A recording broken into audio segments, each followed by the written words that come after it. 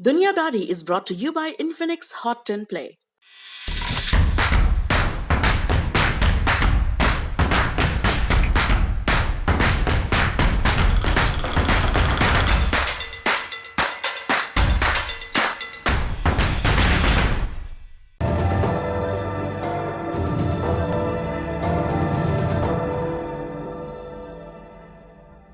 नमस्ते, मेरा नाम सौरभ द्विवेदी है और आप दुनियादारी का एक नया अंक देख रहे हैं। आज किन बातों पर बात करेंगे?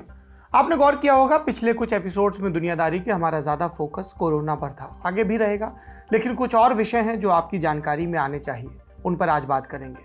अफगानिस्तान, यहाँ पर आतंकवादी हमले लगातार बढ़ रहे हैं। 8 मई को राजधानी काबुल में एक स्कूल के बाहर बम धमाके हुए और मरने वालों में छोटी छोटी बच्चियां थीं ज़्यादातर। अगले ही दिन जाबुल प्रांत में एक बस को उड़ा दिया गया। अब तक किसी भी आतंकवादी गुट ने इन हमलों की जिम्मेदारी नहीं ली है, लेकिन अफगानिस्तान में हो रहे इन बम धमाकों के पीछे किस पर संदेह है और इन सब के पीछे अमेरिका के एक ऐलान की क्या भूमिका है, जानेंगे। दूसरा बिंदु, इजराइल की पुलिस और फिलिस्तीनी नागरिकों के बीच हुई झड़प, जिसमें सैकड़ों की संख्या में लोग घायल हुए। लगातार तीसरे दिन ये झड़प जारी है। इस घटना का असर दुनिया पर क्या पड़ा, झड़प क्यों शुरू हुई और आगे क्या हो सकता है। तीसरे बिंदु में बात करेंगे फेक न्यूज के दुष्प्रभाव की। ब्राजील के जंगलों में कोरोना वैक्सीन पहुंचाने के लिए खासी मशक्कत करनी पड़ी। वहां तक जाने के लिए सीधी सड़क नहीं है, इसलिए मेडिकल टीम हेलीकॉप्टर या नावों के जरिए वैक्सीन लेकर जा रही है। लेकिन अब उनका सामना तीर कमान और पारंपरिक हथियारों से हो रहा है। उन्हें वहां से भगाया जा रहा है और इसमें बड़ा हाथ फर्जी व्हाट्सएप फॉरवर्ड्स और राष्ट्रपति जायर बोल्सोनारो का है। इसके बारे में भी दुनियादारी में विस्तार से जानेंगे। शुरू करते हैं। पहले अफगानिस्तान की बात। ये देश पिछले 4 दशक से युद्ध की मार झेल रहा है। इन बरसों में सिर्फ कवर बदले, हेडलाइन और अंदर की कहानी में रत्ती भर का फर्क नहीं। मामला सोवियत संघ के आक्रमण से शुरू हुआ। 1979 के बरस में उनसे लड़ने के लिए अलग अलग जिहादी संगठन तैयार हुए। उन्हें पश्चिमी देशों का सपोर्ट मिला। जब सोवियत संघ हार कर बाहर निकला तो अमेरिका ने इन संगठनों पर लगाम लगानी चाहिए, लेकिन पाकिस्तान इनका इस्तेमाल कर रहा था। अमेरिका कामयाब नहीं हुआ। उल्टा हुआ ये कि ये संगठन अमेरिका के खिलाफ हो गए। एक बड़ा मोड़ आया इसमें 2001 के बरस में, जब अलकायदा ने अमेरिका पर हमला किया। 9/11 के हमले में 3000 से अधिक लोग मारे गए। उस वक्त अमेरिका के राष्ट्रपति थे जॉर्ज डब्ल्यू बुश। उन्होंने कसम खाई हमले के दोषियों को चुन चुन कर मारेंगे, और इसी के तहत अमेरिका का पदार्पण हुआ अफगानिस्तान में। अमेरिका के नेतृत्व में विदेशी सेनाओं ने वॉर ऑन टेरर शुरू किया। मकसद आतंकवादियों को जड़ से खत्म करना। मिशन अफगानिस्तान, ये जो शुरू हुआ था, इसकी उम्र 20 साल होने वाली है। अमेरिका में 3 राष्ट्रपति बदल चुके हैं, लेकिन अमेरिका अभी तक ये जंग नहीं जीत पाया। मनचाहा नतीजा नहीं मिला। जो बाइडेन, जो मौजूदा राष्ट्रपति हैं, वो ऐलान कर चुके हैं कि अब अफगानिस्तान छोड़ने का समय आ गया है। उन्होंने 11 सितंबर 2021 की तारीख भी तय की। उस दिन तक सभी अमेरिकी सैनिक बाहर निकल जाएंगे। कहा जा रहा है कि अफगानिस्तान अमेरिका का नया वियतनाम है। अंतर्राष्ट्रीय मीडिया में अमेरिका के नुकसान का जमकर आकलन भी चल रहा है। कितना पैसा डूबा, कितने सैनिक मरे, विदेश नीति पर कितना बुरा प्रभाव पड़ेगा, आदि। इन आकलनों के पीछे जो एक चीज पीछे की सीट पर धकेल दी गई है, वो है अफगानिस्तान का भविष्य। अमेरिका के जाने के बाद अफगान जनता का क्या होगा? यहाँ के लोगों ने जो खोया, क्या वे कभी उस कमी से उबर पाएंगे? शायद नहीं। एक आंकड़े से समझते हैं। अफगानिस्तान में चले वॉर ऑन टेरर में अभी तक 2,41,000 लोगों की मौत हो चुकी है। इसमें 71,344 आम नागरिक थे। उनका इस लड़ाई से कोई वास्ता नहीं था।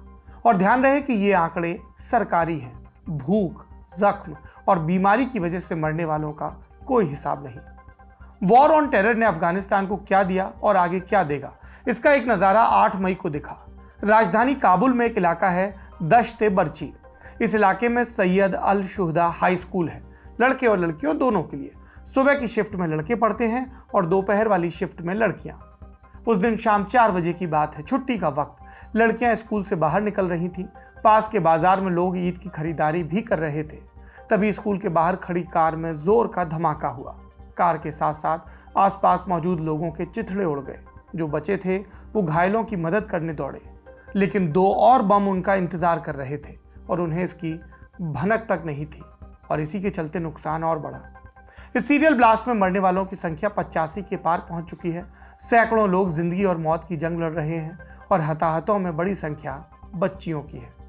पुलिस और एम्बुलेंस घटना की जानकारी मिलने के 1 घंटे बाद पहुंचे और तब तक स्थानीय लोगों ने रेस्क्यू का काम संभाला। दश्ते बर्ची में बड़ी संख्या अल्पसंख्यक हजारा शिया मुस्लिमों की है। सुन्नी कट्टरपंथी गुट अक्सर उन पर हमला करता रहता है। हालांकि इस मामले में अभी तक किसी गुट ने हमले की जिम्मेदारी नहीं ली है।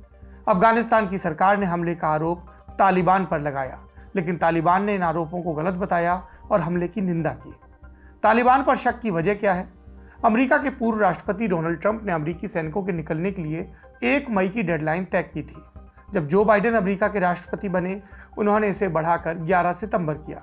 तालिबान ने कहा था कि 1 मई के बाद वो विदेशी सैनिकों पर हमले तेज करेगा। तालिबान ने नागरिकों को निशाना बनाने की बात नहीं की थी। हालांकि इन हमलों को दबाव बढ़ाने की रणनीति के तौर पर देखा जा रहा है। वैसे भी तालिबान लड़कियों की शिक्षा और महिलाओं को बराबरी का अधिकार देने के खिलाफ रहा है। नोबेल विजेता मलाला यूसुफजई पर भी तालिबान ने इसी वजह से हमला किया था। मलाला स्कूल जाती थी और तालिबान के अत्याचारों के बारे में रिपोर्ट करती थी। अफगानिस्तान में स्कूल पर हुए हमले की दुनिया भर में निंदा हो रही है।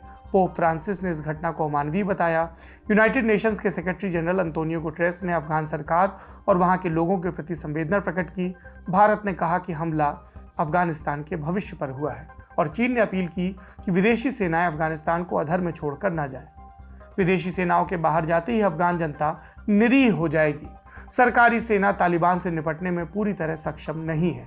आशंका है कि तालिबान आसानी से सत्ता पर कब्जा कर लेगा और इसकी बानगी लगातार देखने को मिल रही है। अफगानिस्तान के हालात को समझने के लिए आप एक बयान सुन लीजिए। स्कूल के बाहर बिखरे मलबे को देखने के बाद एक बच्ची ने अपनी माँ से लिपटते हुए कहा, माँ मुझे कभी स्कूल मत भेजना, स्कूल में बच्चे मर जाते हैं। ये हमारे पड़ोस में स्थिति है। अब चलते हैं इजराइल की तरफ। यहाँ पिछले 3 दिनों से हिंसा हो रही है। इजराइल की पुलिस और फिलिस्तीनी प्रदर्शनकारी एक दूसरे के खिलाफ डटे हैं। प्रोटेस्टर्स पत्थरबाजी कर रहे हैं और पुलिस हैंड ग्रेनेड्स और रबर की गोलियों से उनका सामना कर रही है। अब तक की हिंसा में सैकड़ों प्रदर्शनकारी घायल हो चुके हैं और इजराइल की तरफ से भी 1 दर्जन से अधिक सुरक्षा कर्मियों को चोट आई है। ये पूरा मामला पिछले महीने अप्रैल में शुरू हुआ। दमस्कस गेट फिलिस्तीनियों के संघर्ष का प्रतीक रहा है। ये मुस्लिमों के पवित्र स्थल अल अक्सा मस्जिद तक जाने का रास्ता भी है। रमजान की शुरुआत में इजराइल ने इस गेट पर बैरियर लगाए। पुलिस ने वहां पर लोगों के इकट्ठा होने पर पाबंदी भी लगाई। इसके कुछ दिन बाद कुछ कट्टर यहूदियों ने उसी इलाके में फिलिस्तीनी लोगों पर हमले किए।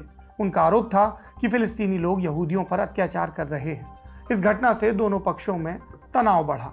अप्रैल के अंत में कई इलाकों में तनातनी हुई, लेकिन इस बार मामला बल प्रयोग तक पहुंच गया। 7 मई को जुमे की नमाज के बाद पत्थरबाजी शुरू हुई। प्रदर्शनकारियों ने पेट्रोल बम का भी इस्तेमाल किया। 10 मई को क्या हुआ? इजरायली पुलिस का आरोप है कि हजारों की संख्या में प्रोटेस्टर्स अल अक्सा मस्जिद के भीतर जमा थे। उन्होंने पत्थर और पेट्रोल बम भी इकट्ठा कर लिए थे। उनका इरादा यरूशलेम दिवस के मौके पर आयोजित फ्लैग मार्च पर हमला करना था। 1967 के अरब इजराइल वॉर में ईस्ट यरूशलेम पर इजराइल ने कब्जा किया था। इजराइल पूरे यरूशलेम को अपनी राजधानी मानता है। हालांकि इंटरनेशनल कम्युनिटी का बड़ा हिस्सा इजराइल के दावे से इत्तेफाक नहीं रखता। वहीं फिलिस्तीनियों का मानना है कि ईस्ट यरूशलेम उनके आज़ाद मुल्क की राजधानी होगी और इजराइल फिलिस्तीनी विवाद की सबसे बड़ी जड़ यही जमीन है। इजराइल ईस्ट यरूशलेम में लंबे समय से रह रहे फिलिस्तीनियों को जबरदस्ती बाहर निकालने पर तुला है। पिछले दिनों एक वीडियो भी वायरल हुआ था जिसमें एक यहूदी सेटलर ये कहता दिख रहा था कि अगर मैं तुम्हारे घर पर कब्जा नहीं करूंगा तो कोई और कर लेगा। फिलिस्तीनियों को बलपूर्वक बाहर निकालने को लेकर इजराइल की सर्वोच्च अदालत में सुनवाई भी होने वाली थी, लेकिन हालिया हिंसा के चलते इसे 1 महीने के लिए टाल दिया गया और इसके चलते फिलिस्तीनियों में डर और आक्रोश का माहौल और पनप गया। 1967 में ईस्ट यरूशलेम पर कब्जे की याद में इजराइल हर साल यरूशलेम दिवस मनाता है। इस मौके पर कट्टर यहूदी संगठन फ्लैग मार्च निकालते हैं।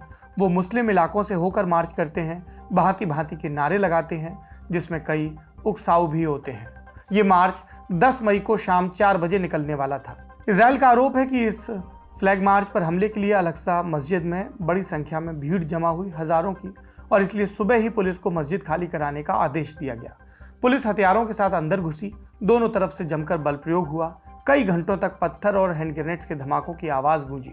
मीडिया रपटों के मुताबिक आज की घटना में 280 से ज्यादा फिलिस्तीनी घायल हुए, जबकि इजराइल की फोर्स के 9 जवानों को अस्पताल जाना पड़ा।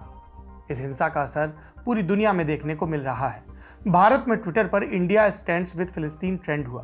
पाकिस्तान ने मांग की कि अंतर्राष्ट्रीय समुदाय फिलिस्तीनियों के अधिकारों की रक्षा करे। जॉर्डन में इजरायली दूतावास के बाहर भारी विरोध प्रदर्शन हुआ। अमेरिका, रूस, यूनाइटेड नेशंस और यूरोपियन यूनियन ने भी इस हिंसा पर चिंता जताई और दोनों पक्षों को शांति बरतने के लिए कहा। यूनाइटेड नेशंस ने इस मसले पर बात के लिए सुरक्षा परिषद की आपात बैठक भी बुलाई है। इजरायल के प्रधानमंत्री बेंजामिन नेतन्याहू ने किसी भी तरह के अंतर्राष्ट्रीय दबाव को मानने से इनकार कर दिया। फिलिस्तीनियों को ईस्ट यरूशलेम से जबरदस्ती निकालने के सवाल पर भी उनका बयान आया।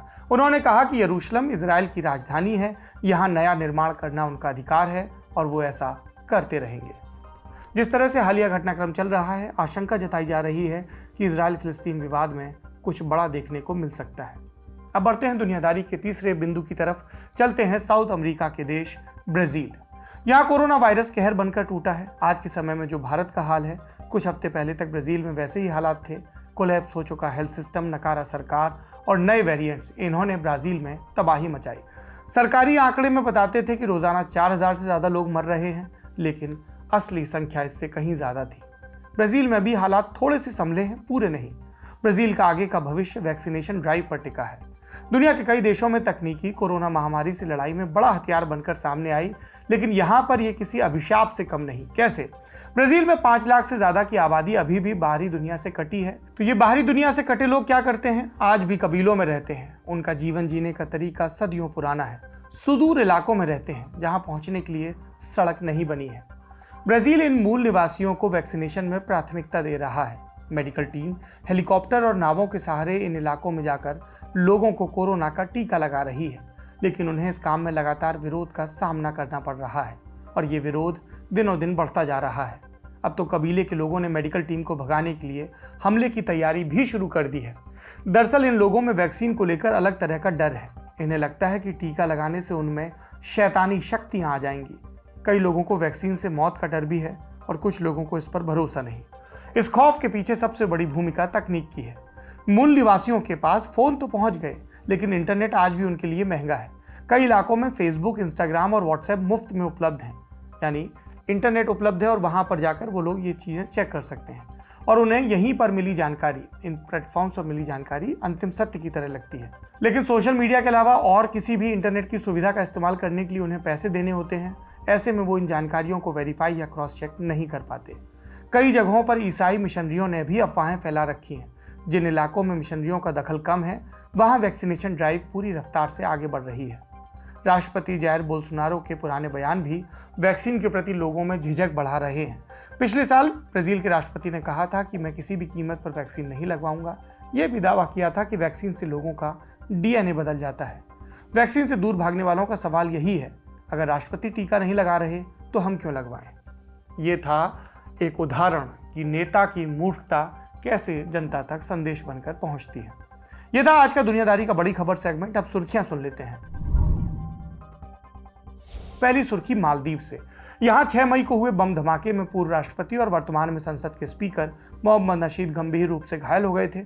उनके पूरे शरीर की सर्जरी हुई, फिलहाल आईसीयू में है। डॉक्टर्स का कहना है कि उनके जख्म रिकवर कर रहे हैं। मालदीव ने इस हमले की जांच के लिए ऑस्ट्रेलिया और ब्रिटेन से मदद मांगी। 8 मई को पुलिस ने मुख्य संदिग्ध को गिरफ्तार किया। हमले के 4 आरोपियों में से 3 पुलिस की हिरासत में हैं। अभी तक हमले की वजह का पता नहीं चला। आशंका है कि यह धार्मिक कट्टरपंथियों के इशारे पर हुआ। नशीद इस्लामिक कट्टरपंथ के खिलाफ आवाज उठाते रहे हैं। मोहम्मद नशीद मालदीव में लोकतांत्रिक तरीके से चुने गए पहले राष्ट्रपति हैं। 2008 से 12 तक इस पद पर रहे। दूसरी सुर्खी म्यांमार से है। 8 मई को सेना ने कवि खेट डी और उनकी पत्नी को गिरफ्तार किया था। पूछताछ के बाद पत्नी को तो छोड़ दिया, लेकिन खेट को हिरासत में खूब टॉर्चर किया गया। अगले दिन परिवार वालों को उनकी लाश मिली। खेट के शरीर से कई अंग गायब थे। म्यांमार में हम जानते हैं कि 1 फरवरी 2021 को लोकतांत्रिक सरकार का तख्ता पलट कर दिया गया था। सैन्य तानाशाही में अब तक कम से कम 3 कवियों की हत्या हो चुकी है। खेट तख्ता पलट के विरोध में लगातार कविताएं लिख रहे थे। उन्होंने 2012 में इंजीनियरिंग की नौकरी छोड़कर पोइट्री को अपना करियर बनाया। उनकी जो पंक्तियां सबसे मशहूर हुई वो थी, तानाशाह सर में गोलियां दागते हैं, लेकिन उन्हें इतना नहीं पता कि असली क्रांति दिल में होती है। आज की तीसरी सुर्खी जापान से। प्रधानमंत्री योशिहिदे सुगा ने कहा है कि उन्हें लोगों की जान के ऊपर ओलंपिक गेम्स, इसको प्राथमिकता हमने कभी नहीं दी ऑनलाइन पोल्स में 60% से अधिक लोगों टोक्यो ओलंपिक को रद्द करवाने के पक्ष में नजर आए। 3 लाख से ज्यादा लोग ओलंपिक गेम्स को कैंसिल करने के लिए पिटीशन पर साइन भी कर चुके हैं। 9 मई को सैकड़ों की संख्या में लोगों ने टोक्यो में प्रोटेस्ट मार्च भी निकाला। जापान कोरोना की चौथी लहर का सामना कर रहा है। 4 प्रांतों में 31 मई तक के लिए इमरजेंसी है। कोरोना से निपटने में सरकार फेल है और महामारी के बीच गेम्स करवाए जाने को लेकर जनता नाराज। प्रधानमंत्री का कहना है कि आयोजन पर अंतिम फैसला इंटरनेशनल ओलंपिक कमेटी का होगा। आज की दुनियादारी में बस इतना ही। कल फिर मिलने की उम्मीद के साथ विदा लेते हैं। शुक्रिया, शुभ रात्रि।